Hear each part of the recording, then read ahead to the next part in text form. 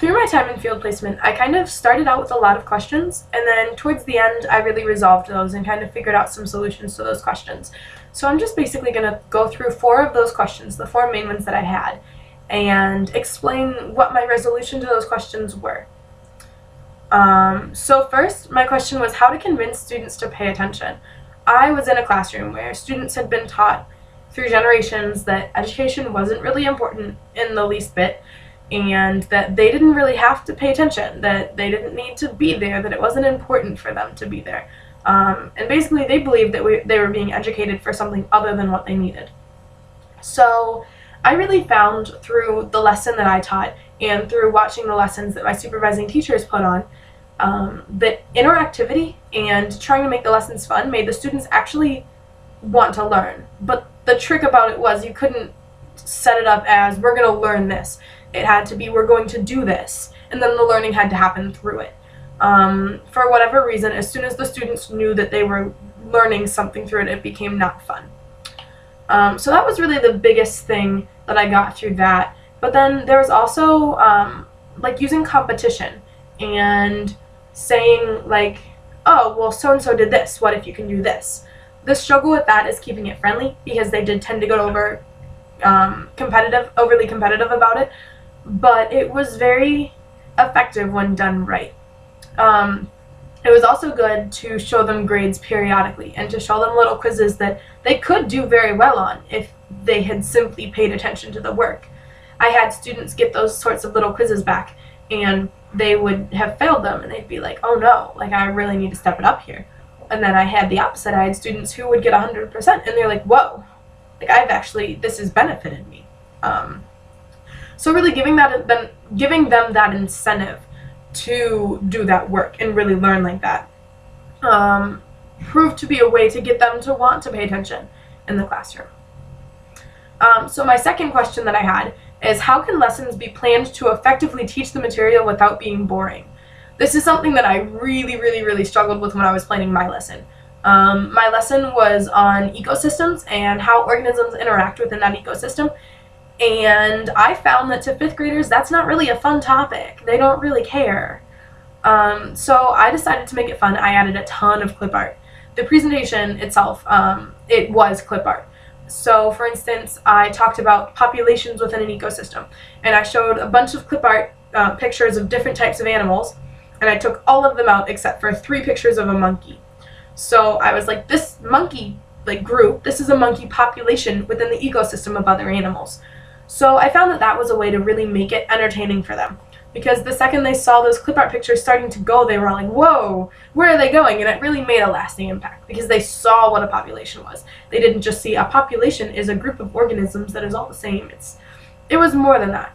And then I did that with competition. I showed 4 drops of water and 4 steaks. And I said, this is how much this tiger needs to eat. What if this tiger lives with it now and they only have this much? So I really had them work through it and figure it out for themselves.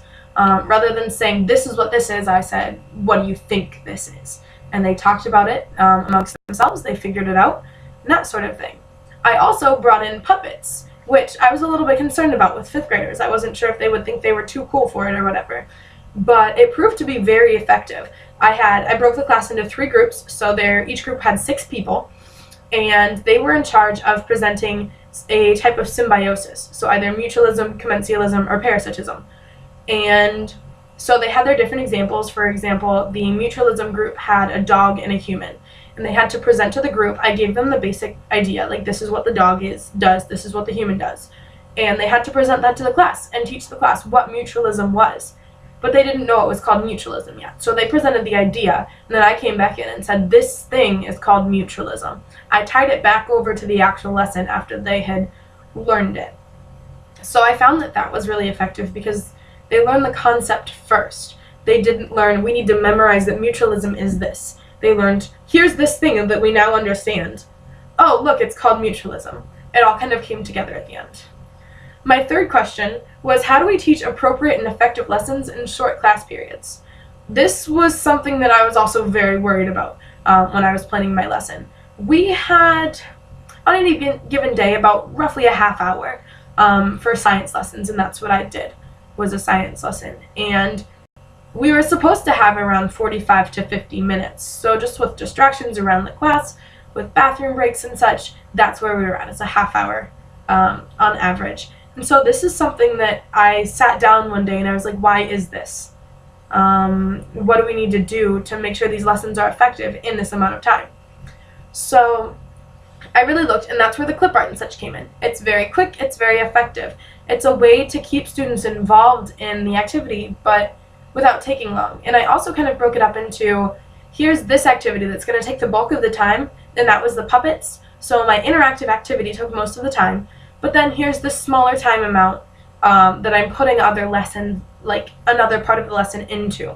So the focus was on the big part, and that big part was interactive, and it was something the students were working together on and joining with each other on. So I really just tried to make sure that it wasn't just a straight lecture for the entire half hour. So then that question really led into the next question of what can be taken out of the schedule in order to make more time for learning. And I came up with about 3 things for this that are definite. The first one is bathroom breaks. The way that the school I was in had it set up was, instead of one student saying, oh, I need to go to the restroom, and the teacher saying, okay, yeah, go, the entire class would go together. So in between bells, in between classes, after a special, they would all go to the bathroom. And it took about 20 minutes total. So they did about 5 to 6 bathroom breaks a day. That time adds up really quickly, and that's time that is scheduled in for actual coursework. So that was really tough for me to watch and to realize that this time is being wasted. I grew up in a school where if you had to go to the restroom, you asked, and if you were told yes, you took a pass, you went, and you came back in 2 minutes. So it was very hard for me to watch that and to just have that thought in my head of, this is a waste. So that was the biggest one that I thought could be cut out very easily. The second were long announcements. Every morning at my school, the principal would come on and take like 3 minutes to do an announcement. And she would announce every birthday in the school. And if there was no birthday, she would draw on the fact that every day is her birthday. She would sing a song. She sang multiple songs in multiple days, and nobody really knew why. The kids were not engaged in the announcements. They didn't really care. They thought they were a joke. So for the principal to be spending that time that should be on instruction on announcements such as that, I thought was quite ridiculous. The last thing is, I was in 2 classes, so they switched between the classroom, and that took way too long. It took a good 10 minutes to figure out if the other class was ready, and to get everything set up and put everything away so that not another student could come in and use that same desk, to get everything out that you need for the next class. And you get over there, and then you always have students realize, oh, I don't have everything, so they had to go back and get more things. It took about 10 minutes to get settled into the next class.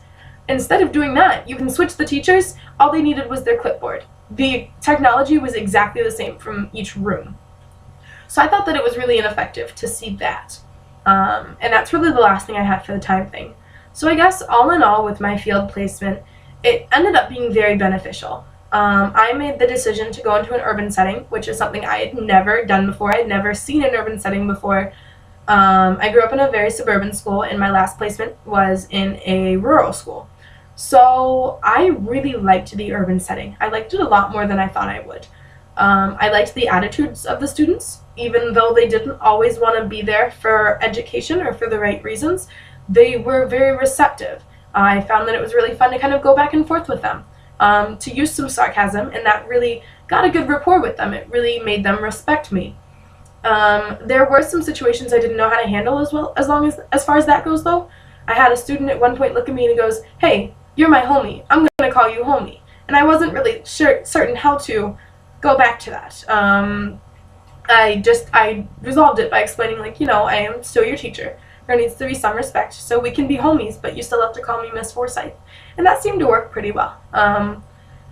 I was very worried that the students wouldn't really want me there, especially with being in a 5th grade, since I am an early childhood major.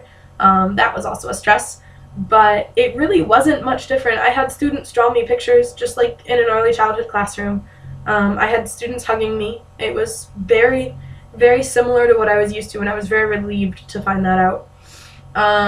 I also thought it was very neat. I was placed with teachers who were fairly new to the district, and so they had experience from other schools or other backgrounds. One of my supervising teachers taught GED classes at the local prison, and I thought that was really cool to hear about that. And so this placement has just been very valuable to me. And it's really been a learning experience as far as the other types of schools there are, the other grades that there are that I could possibly be teaching in the future, and just alternatives that I had never really thought about as an option. So this semester, I think, all in all, was one of my favorites of all of the areas that I've been able to teach in. Thank you for watching.